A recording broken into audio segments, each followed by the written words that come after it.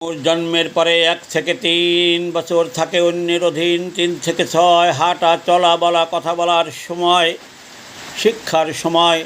শেখ হাসিনার যখন জন্ম হয় ভারত পাকিস্তান ভাগ হয়ে যায়।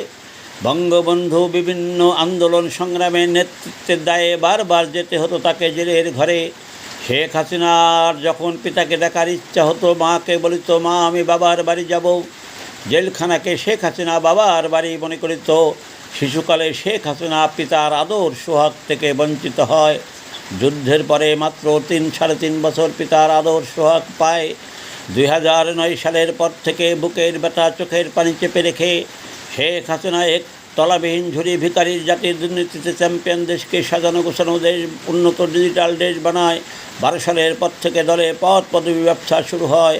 দলের বেশিরভাগ নেতা পদ পদবি বেছে বিভিন্নভাবে দলের ক্ষতি করে যায়। দল থেকে মধ্যবিত্ত গরিব কর্মী নেতাদের দল থেকে লক্ষ লক্ষ বের হয়ে যেতে বাধ্য করে। 2009-24 জুলাই চক্রান্ত করে শেখ হাসিনাকে পতন করে ভারত রেখে এসে সাজানো গোছানো বাংলাদেশ ভাঙ্গা দেশ বানায়। বর্তমানে দেশের মানুষ হামলা মামলা বিভিন্ন নির্যাতনের শিকার হয়ে তারা বলিতেছে, আমরা শেখ হাসিনাকে চাই। দলের লক্ষ লক্ষ তৃণমূল কর্মী নেতা তারা সকল মান অভিমান ভুলে বলছে, আমরা আবার শেখ হাসিনাকে চাই। তারা শেখ হাসিনার সৈনিক হয়েছে। অতীতে যেসব নেতা শেখ হাসিনার কথা মানে নাই, বর্তমানেও তারা মানছে না। তারা ঝড়ে বক পরে ফকিরের কেরামতে বাড়ে, এমন হয়েছে।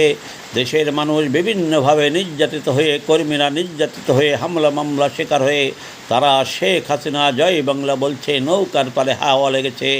ওই সব নেতারা দলের ক্ষতি অতীতে করে গেছে। তারা এখন শেখ হাসিনার আদেশ না মেনে, কর্মীদের খবর না নিয়ে তারা মনে করছে আবার নৌকার পালে হাওয়া লেগেছে, আমাদের আবার শেখ হাসিনা ডাকবে।